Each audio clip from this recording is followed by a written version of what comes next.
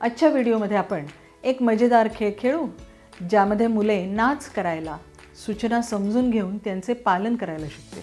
हे मुलांच्या शारीरिक विकासात तसेच मानसिक विकासास मदत करेल, ज्यामध्ये ते सूचनांचे पालन करण्यास आणि समन्वय साधण्यास शिकतील.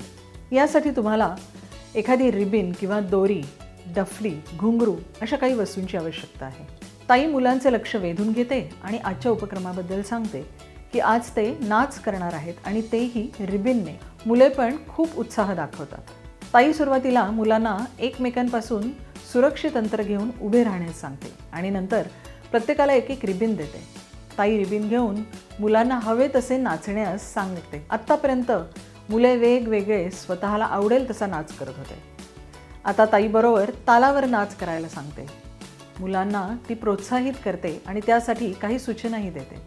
जसे की ताईने 1 म्हटल्यावर रिबिन घेऊन हात समोर करायचा, 2 म्हटल्यावर हात मागे घ्यायचा किंवा 3 म्हटल्यावर हात गोल फिरवायचा वगैरे. मुले पण खूप मजा घेत ताईने सांगितलेल्या सूचनांप्रमाणे तालात नाचाची कृती करतात. नंतर ताई घुंगरूंचा आवाजही आता त्याला जोडते आणि त्याबरोबर मुले नाच करतात. नंतर थोडी मजा वाढवत ताई नंबर 3, 2, 1 असे उलट क्रमाने म्हणत त्याप्रमाणे मुलांना नाच कृती करायला सांगते.